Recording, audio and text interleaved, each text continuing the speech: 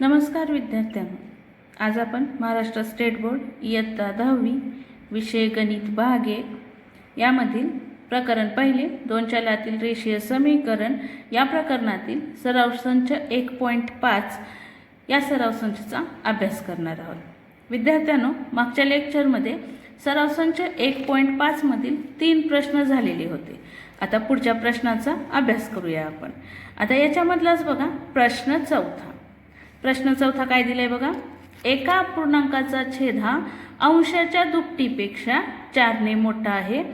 जर अंश आणि छेद दोन्ही 6 ने कमी केले तर छेद हा अंशाच्या 12 पट होतो, तर तो अपूर्णांक काढा।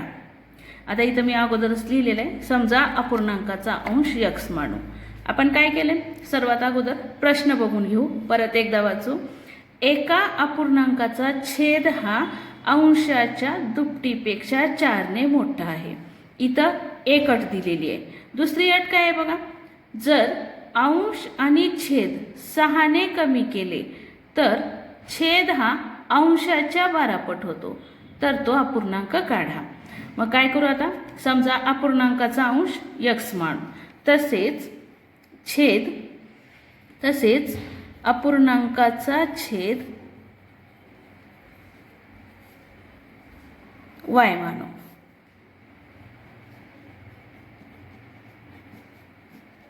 आपण काय केलं होतं, अंश x मानलं होतं, मग अपूर्णांकाचा छेद काय मानलाय, y मानलाय। मग आता तो अपूर्णांक कोणता होईल, म्हणून अपूर्णांक बरोबर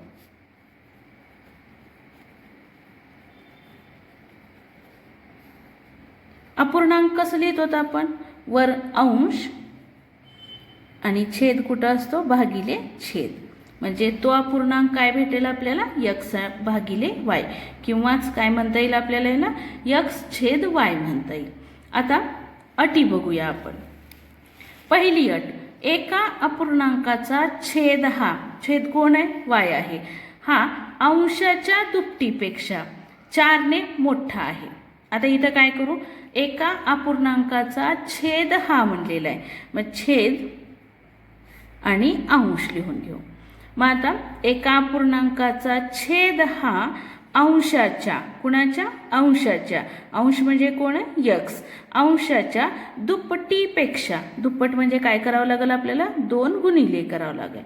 कितीने मोठा आहे म्हणलेला आहे, 4 ने मोठा आहे म्हणलेला आहे। ने मोठा म्हणलं की काय घ्यायचं, अधिक 4 घ्यायचं, आणि ने कमी म्हणलं की काय घ्यायचं, वजा जी काही संख्या दिलेली असेल। आता 4 ने कमी म्हणल्यानंतर वजा 4 घ्यायचं, पण आपल्याला अटीमध्ये काय दिले, 4 ने मोठा आहे दिलेला आहे, म्हणून आपण काय घेतलं, अधिक 4 घेतलं।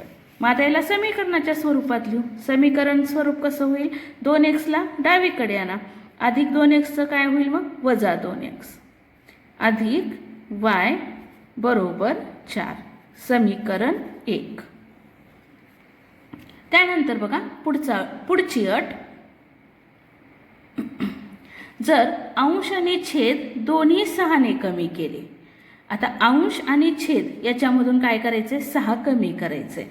परत लिहून घेऊ मग आपण, हे छेद आणि हे अंश, मग काय करायचं आहे, अंश आणि छेद याला कितीनं कमी करायचं आहे, 6 ने कमी करायचं आहे। 6 ने कमी म्हणून काय केलं आपण, हे 6 ने कमी केलं। मग पुन्हा काय म्हणलेलं आहे, तर छेद हा अंशाच्या 12 पट होतो। छेद म्हणजे कोण आहे, y आहे। छेद हा अंशाच्या कसं होतो, 12 पट होतो, म्हणून 12 कुणाला लिहायचं, ह्या अंशाला लिहायचं। एक मिनिट, परत लिहू आपण, हे y वजा 6 होईल, आणि पुन्हा x वजा 6 याला गुणाकार स्वरूपात काय लिहायला पाहिजे, आपल्याला 12 लिहायला पाहिजे। 12 का लिहायला पाहिजे, कारण आपण काय म्हणलेलं आहे इथं प्रश्नामध्ये बघा, अंश आणि छेद दोन्ही 6 ने कमी केले तर छेद हा अंशाच्या 12 पट होतो। अंशाच्या 12 पट कोण होणार आहे, छेद होणार आहे, म्हणून काय केलं आपण इथं 12 गुणिले अंश केलं। मग आता इथं हे y वजा 6 जशास तसं बरोबर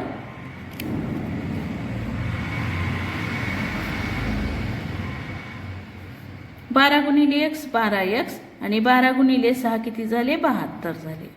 मग आता इथं काय करू, स्वरूपपदे एका साईडला आणू, म्हणजे 12xला कुठं आणू, डावीकडे आणू. तर वजा 12x होतील अधिक y बरोबर वजा 72 अधिक 6. हे वजा 12x अधिक y आणि वजा 72 अधिक 6 धन ऋण ऋण होईल. 72 मधून 6 गेले किती राहणार आहेत मग 66 राहणार आहेत. मोठ्या संख्येचं चिन्ह वजा 66. समीकरण 2. आपलं समीकरण 1 काय आलं होतं, वजा 2x अधिक y बरोबर 4 आलं होतं. आणि समीकरण 2 काय आलेलं आहे, वजा 12x अधिक y बरोबर वजा 66.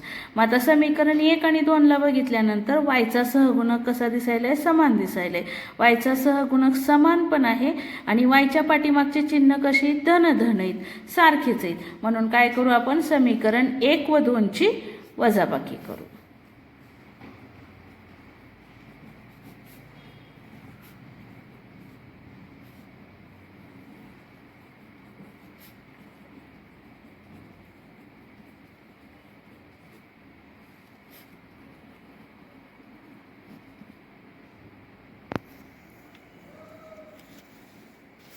समीकरण 1 काय होतं आपल्याकडे, समीकरण 1 वजा 2x अधिक y बरोबर 4. समीकरण 2 वजा 12x अधिक y बरोबर वजा 66. हे वजाबाकी म्हणल्यानंतर खालचे चिन्ह बदलतात. इथं वजा 12चं काय झालं अधिक 12, हे वजा yचं अधिक y वजा 66चं काय होणार मग अधिक 66 होणार. मग इथं ऋण 2x धन 12 धन ऋण ऋण 12 मधून 2 गेले 10x मोठ्या संख्येचं चिन्ह प्लसचं y कटून जातील. 66 आणि 4 किती झाले मग 70 झाले.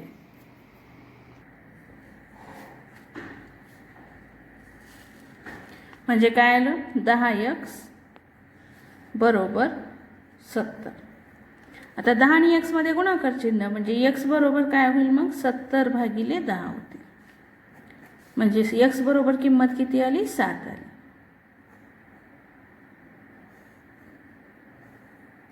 आता x बरोबर 7 ही किंमत समीकरण 1 मध्ये ठेवू.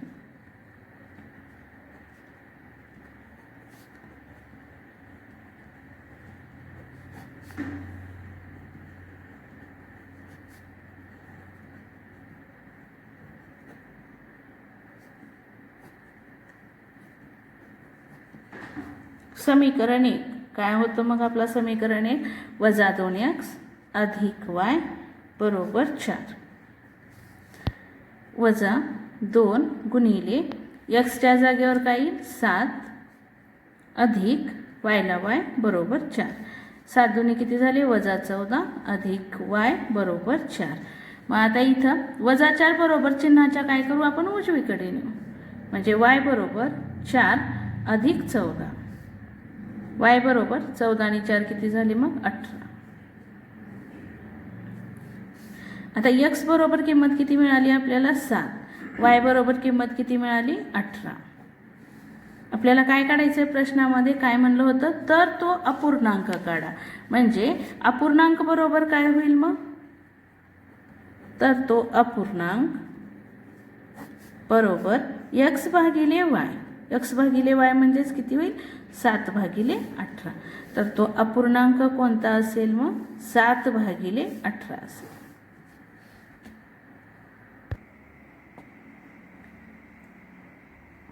आता प्रश्न 5वा. प्रश्न 4था पाहिला आपण. प्रश्न 5वा पाहूया. 10 टनाची क्षमता असणाऱ्या मालवाहू ट्रकमध्ये ए आणि बी अशा 2 प्रकारच्या पेट्या भरलेल्या आहेत. जर ए प्रकारच्या 150 पेट्या व बी प्रकारच्या 100 पेट्या भरल्या तर ट्रकची 10 टनाची क्षमता पूर्ण होते. जर ए प्रकारच्या 260 पेट्या भरल्या तर तो ट्रक त्याच्या 10 टनाच्या पूर्ण क्षमतेने भरण्यास बी प्रकारच्या 40 पेट्या लागतात. तर प्रत्येक प्रकारच्या पेटीचे वजन किती. आता बघा प्रश्न मोठा आहे आणि प्रश्न खूप सोपा आहे. इथं काय करायचं आहे आपल्याला, 10 टनाची क्षमता असणाऱ्या मालवाहू ट्रकमध्ये, एका ट्रकमध्ये किती क्षमता असणारे टन बसणार, किती क्षमता असणारं माल बसणार आहे, तर 10 टन क्षमता असणारं माल बसणार आहे. मग आता ए आणि बी प्रकारच्या काय आहेत, पेट्या भरलेल्या आहेत. मग आता त्या प्रत्येक पेटीचं वजन काढायचं आहे आपल्याला. मग पेटीचं वजन टनमध्ये असणार आहे का, नाही. पेटीचं वजन कशात काढावं लागेल आपल्याला, किलोग्रॅममध्ये काढावं लागेल. म्हणून काय करू आपण, हे जे मालवाहू ट्रक आहे याची जी 10 टनाची क्षमता आहे, या 10 टनाला 10 टनाचं रूपांतर कशामध्ये करू आपण, किलोग्रॅममध्ये करू. म्हणजेच इथं काय करू, सगळ्यात अगोदर 1 टन बरोबर 1 टनमध्ये किती किलोग्रॅम असतात, 1000 किलोग्रॅम. म्हणजे 10 टनमध्ये किती किलोग्रॅम असतील, मग 10,000 किलोग्रॅम.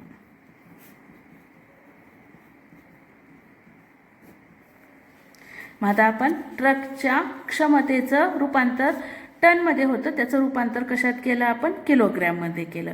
म्हणजे एका मालवाहू ट्रकमध्ये किती किलोग्रॅम माल बसणार आहे, 10,000 किलोग्रॅम माल बसणार आहे.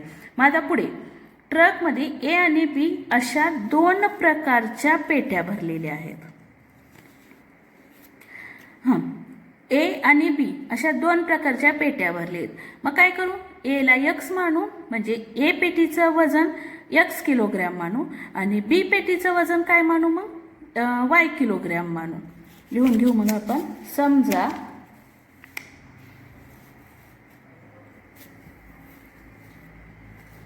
आपलं उत्तर इथूनच चालू झालं, आपण अगोदर टनचं रूपांतर किलोग्रॅममधून चालू केलं. मग इथं काय येईल, समजा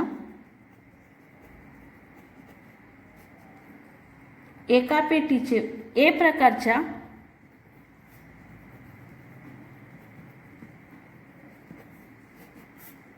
एका पेटीचे वजन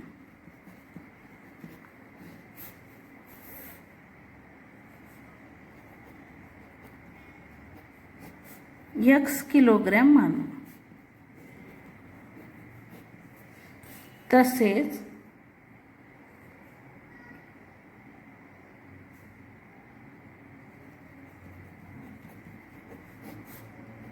बी प्रकारच्या एका पेटीचे वजन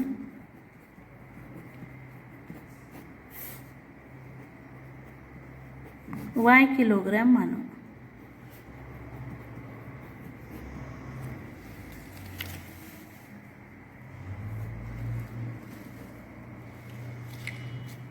त्यानंतर बघा आपल्याकडे पेट्या किती, ए प्रकारची एक आहे, बी प्रकारची एक आहे.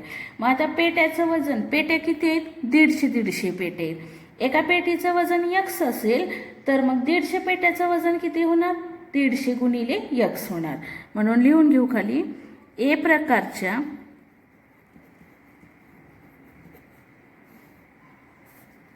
दीडशे पेट्याचे वजन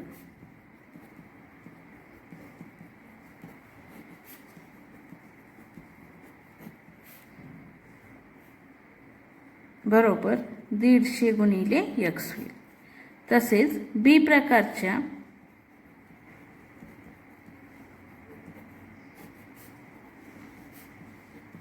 चाळीस पेट्याचे वजन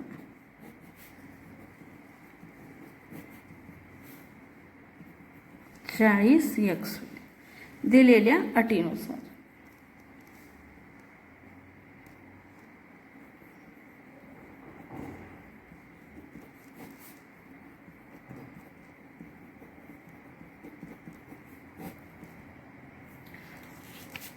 अट काय दिली आहे बघा, पहिली अट, ए आणि बी अशा प्रकारच्या 2 पेट्या भरलेल्या आहेत जर ए प्रकारच्या 150 पेट्या, बी प्रकारच्या 100 पेट्या भरल्या आहेत. मग आता इथं काय करावं लागेल, इथं 40 पेट्याचे वजन न करता काय करावं लागेल आपल्याला, 100 पेट्याचे वजन करावं लागेल. 100 आहे अगोदर. मग इथं अट काय होईल, 150 पेट्या, एका पेटीचं वजन एक्स अधिक 100 पेट्या, एका पेटीचं वजन वाय बरोबर दोघांचं वजन किती आहे, 10,000 किलोग्रॅम. मग आता इथं 150x 100y बरोबर 10,000 आलेलं आहे. याला काय करू आपण, संक्षिप्त रूप देऊ. आता संक्षिप्त रूप देते वेळेस काय करावं लागेल मग आपल्याला, कशानं भागूया आपण, प्रत्येक पदाला 50 ने भागू.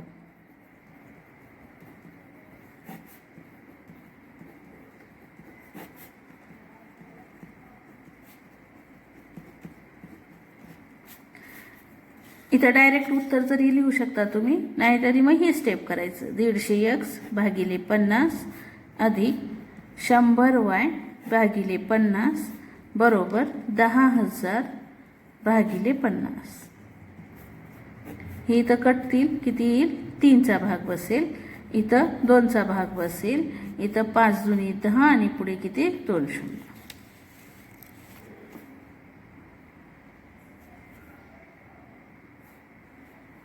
म्हणजे इथे किती झाले, 3x अधिक 2y बरोबर 200.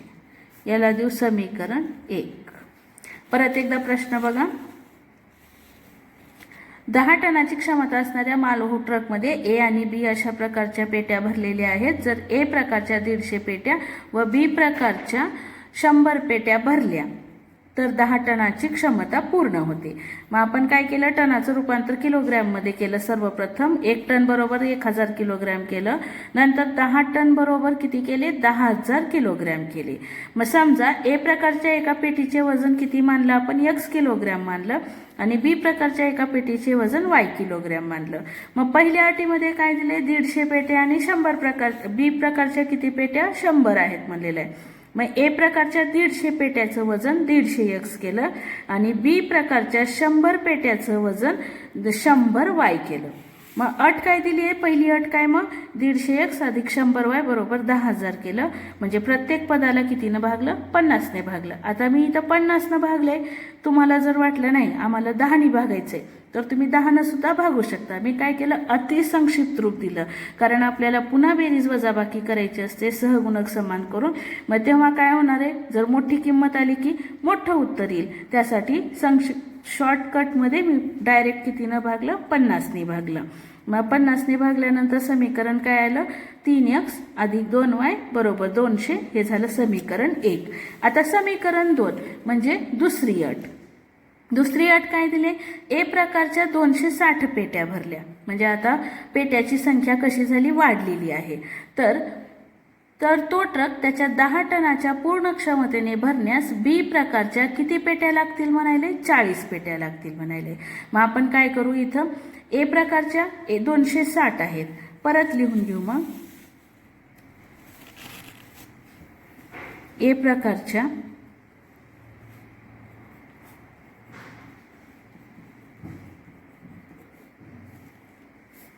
260 पेट्याचे वजन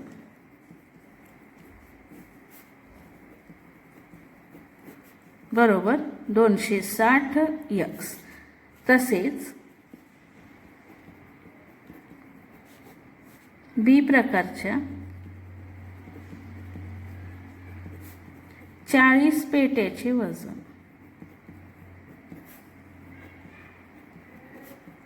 40x. परत काय करू, मग आपण समीकरण तयार करू. 260 पेट्या, एका पेटीचं वजन x किलोग्रॅम, पुन्हा किती 40 पेट्या, इथं y गेलं, 40 पेट्या, बी पेट्याचं वजन किती आहे, y किलोग्रॅम आहे म्हणून 40y आणि बरोबर 10 टन. म्हणजे किती झाले, 10,000. परत याला काय करू, आपण भाग घालू. आता कशानं भाग घालू आपण, इथं 20 न भाग जाईल का बघा, प्रत्येक पदाला 20 ने भागून करू.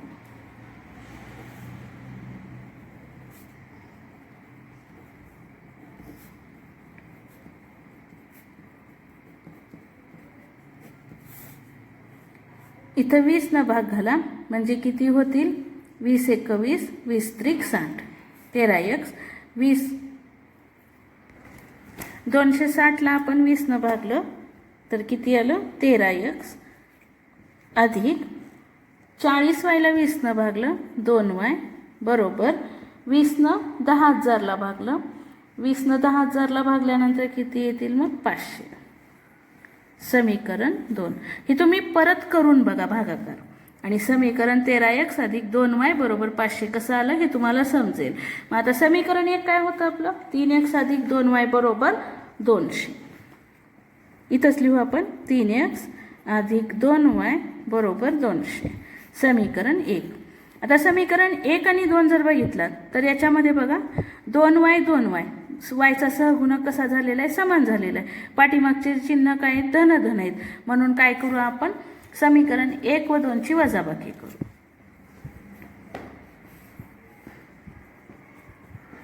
समीकरण 1 व 2 ची वजाबाकी करू.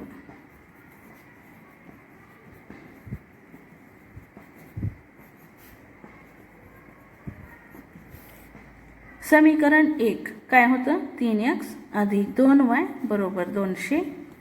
समीकरण 2 13x अधिक 2y बरोबर 500. वजाबाकी म्हणल्यानंतर इथं 13x आहे, अधिक आहे म्हणजे इथं काय होईल, वजा होईल. इथं अधिक आहे, इथं वजा होईल, इथं वजा होईल. 13 मधून 3 गेले, किती राहिले मग 10 राहिले. मोठ्या संख्येचं चिन्ह वजा, 2y 2y कटून जातील. त्यानंतर 500 मधून 200 गेले, किती राहिले, वजा 300. इथं मोठ्या संख्येचे चिन्ह म्हणजे 500चं चिन्ह कोणतं येईल, वजाचं येईल. हेरून कटून जातील.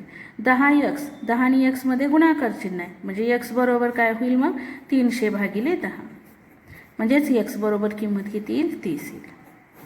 आता x बरोबर 30 ही किंमत कुठं ठेवू आपण, समीकरण 1 मध्ये ठेवू. x बरोबर 30 ही किंमत समीकरण 1 मध्ये ठेवू.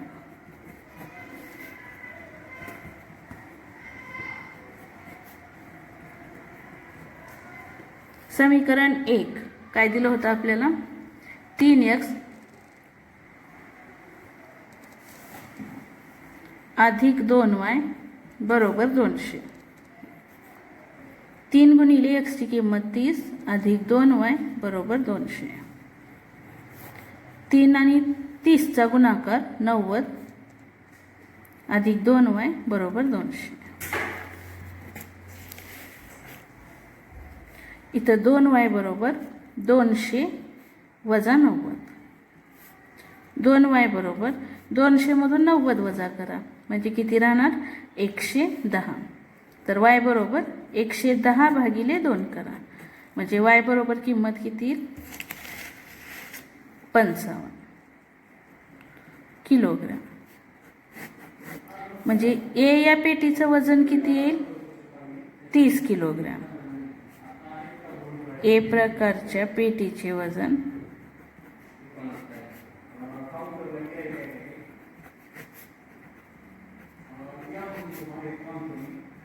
30 किलोग्रॅम. तसेच B प्रकारच्या पेटीचे वजन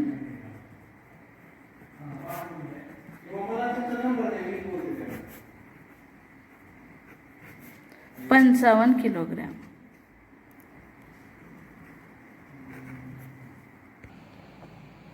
आता प्रश्न 6 पाहूया आपण. विशालने 1900 किलोमीटर 1900 किलोमीटर प्रवासापैकी काही अंतर बसने तर उरलेले अंतर विमानाने पूर्ण केले. बसचा सरासरी वेग 60 किलोमीटर दर तास आहे. जर विमानाचा सरासरी वेग 700 किलोमीटर प्रति तास आहे. जर हा प्रवास त्याने 5 तासात पूर्ण केला असेल तर विशालने बसने किती किलोमीटर प्रवास केला. विशालने काय केलेलं आहे, एकूण 1900 किलोमीटर प्रवास केलेला आहे. एवढा अंतर त्यानं प्रवास केलेला आहे. अंतर माहिती आहे आपल्याला की अंतर माहिती आहे, पण कसं अंतर माहिती आहे, एकूण अंतर माहिती आहे. मग या अंतरामध्ये म्हणजे 1900 किलोमीटरमध्ये याच्यामध्ये काही बसनेही प्रवास केलेला आहे, काही विमानानेही प्रवास केलेला आहे. मग आता बघा इथं एक अट माहिती झाली आपल्याला, एकूण प्रवास. मग त्याच्यामध्ये बसचा काही प्रवास आहे आणि विमानाचा काही प्रवास आहे. त्यानंतर काय म्हणले बघा, बसचा सरासरी वेग 60 किलोमीटर प्रति तास आहे आणि विमानाचा सरासरी वेग 700 किलोमीटर प्रति तास आहे म्हणलेलं आहे. मग आता तुम्हाला काय काढायचं आहे, तर विशालने बसने किती किलोमीटर प्रवास केला असेल. फक्त त्यानं बसनं किती किलोमीटर प्रवास केले हे काढायचं आहे. मग काय करू आपण, समजा विशालने बसने, आपल्याला पूर्ण अंतर माहिती आहे 1900 किलोमीटर, पण त्याच्यापैकी बसनं किती किलोमीटर अंतर पार केलंय किंवा प्रवास केलेला आहे हे माहिती नाही. म्हणून बसने काय करू, x किलोमीटर मानू. x किलोमीटर अंतर पूर्ण केले. मग आता समीकरणामध्ये आपल्याला 2 चल लागणार आहेत. म्हणून काय करू, जरी आपल्याला बस विमानाचं अंतर काढायचं नसलं तरी आपण काय करू, विमानाला काय घेऊ मग, y किलोमीटर. तसेच त्याने विमानाने y किलोमीटर अंतर पूर्ण केले.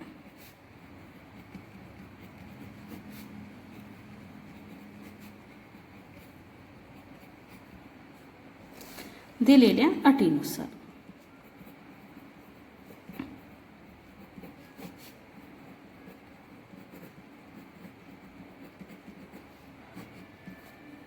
अट काय दिली, पहिली अट बघा, विशालने 1900 किलोमीटर प्रवासापैकी काही अंतर बसने तर उरलेले अंतर विमानाने पूर्ण केले.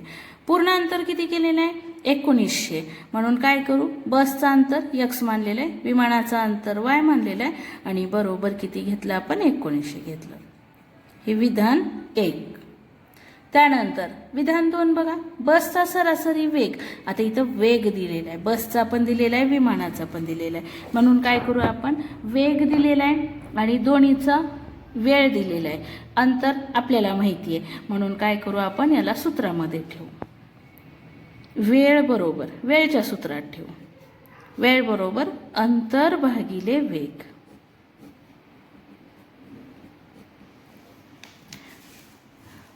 दुसरी अट बघा, बसचा सरासरी वेग किती होतं, 60 किलोमीटर. म्हणजे बसचा अंतर किती कापलेला आहे, x, आणि वेग कसा होता, 60 किलोमीटर प्रति तास होता. त्यानंतर अधिक पूर्ण प्रवास 5 तासात झालेला आहे. मग आता विमानाचंही घेऊ आपण.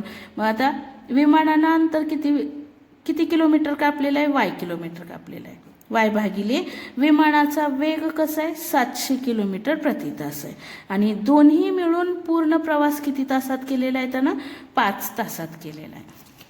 आता बघा, x भागिले 60 अधिक y भागिले 700 बरोबर 5 आलेला आहे. मग आता इथं 60 आहे छेदस्थानी 700 आहे. ज्यांना गणित बऱ्यापैकी जमते अशाने काय करायचंय, याच्या छेदाचा लसावी काढायचा.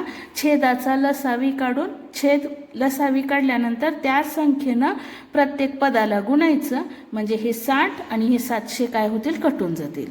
पण काही जणांना गणित अवघड जातोय, त्यांना जर समजा लसावी समजत नसेल, अशाने काय करायचं, सरळ सरळ ह्या दोघांचा गुणाकार करायचा. कुणाचा, या 700चा आणि या 60चा. आणि ज्यांना गणित बऱ्यापैकी येते अशाने लसावी काढूनच गणित सोडवायचं. उत्तरात फरक येणार नाही, पण एक तुम्हाला काय होईल, लसावीचे पण रिव्हिजन होईल. मग आता इथं 700 आणि 60चा आपण गुणाकार करू सगळ्याच विद्यार्थ्यांसाठी. 700 आणि 60चा गुणाकार, 7 आणि 6चा गुणाकार 42 आणि पुढचे 3 शून्य. म्हणून काय करू, इथं प्रत्येक पदाला 42,000ने गुणू. हे का केलं आपण, कारण आपल्याला हे 60 आणि हे भागिले 700 याला कटवून टाकायचं होतं. म्हणून आपण काय केलं, एक काम करू, 4200ने गुणू. फक्त 4200ने गुणलात तरी उत्तर येईल आपलं. मग आता 4200ने प्रत्येकाला गुणायचं. हे x भागिले 60 गुणिले 4200 अधिक y भागिले 700 गुणिले 4200 आणि बरोबर 5 गुणिले 4200. हे शून्य कटलं, हे शून्य कटलं. 6 ने 42ला भाग आला. भाग कितीचा बसल? 70चा बसल. इथला 2 शून्य कटला, इथला 2 शून्य कटला. इथं 7 ने 42ला भाग आला, 6 येईल. मग इथं किती झाले? 70x अधिक 6 गुणिले y किती झाले? 6y आणि बरोबर हे 2 शून्य, 5 दुनी 10, हातचाला 1, 5 आणि 4चा गुणाकार 20, 20 आणि हातचा 1, 21. हे झालं समीकरण 2. समीकरण 1 काय आलं होतं आपल्याकडे? x अधिक y बरोबर 1900. समीकरण 2 काय आले? 70x अधिक 6y बरोबर 21,000 आले. मग आपण समीकरण 1ला कितीनं गुणूया? 6 ने गुणूया. मग समीकरण 1ला 6 ने गुणू.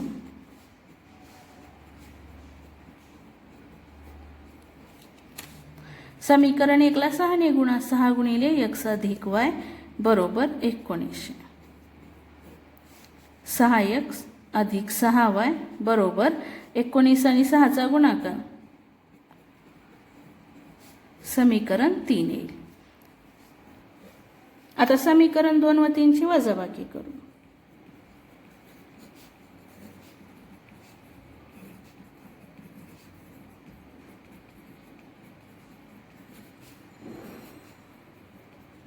समीकरण 2 70x अधिक 6y बरोबर 21,000. समीकरण 3 6x अधिक 6y बरोबर 11,400. वजाबाकी म्हणल्यानंतर खालचे चिन्ह बदलतात. 70 मधून 6 गेले किती राहणार? मग 64x. हे 6y कटून जातील. बरोबर हे 0, इथं 0, 10 मधून 4 गेले 6 राहिले. इथं 10, 10 मधून 1 गेले 9 आणि इथं 0.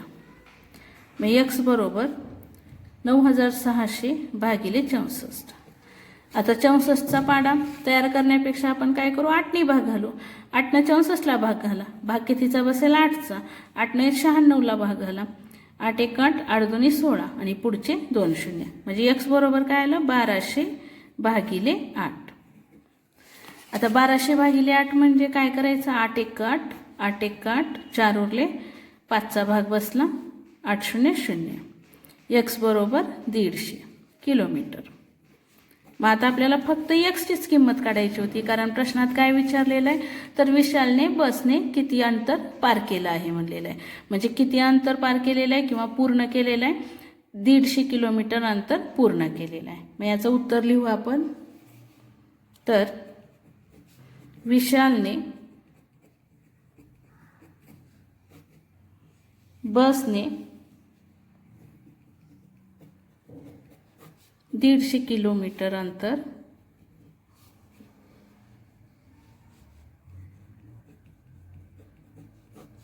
प्रवास केला.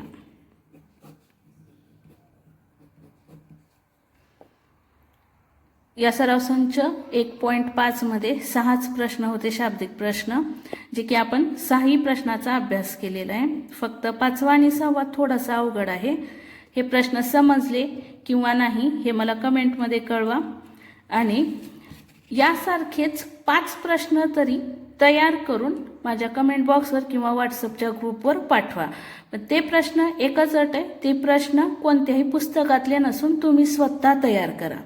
मग तुम्ही अंक बदला, नावं बदला, कोणत्याही पद्धतीनं तुमच्या पद्धतीनं करून कमेंट बॉक्समध्ये पाठवा.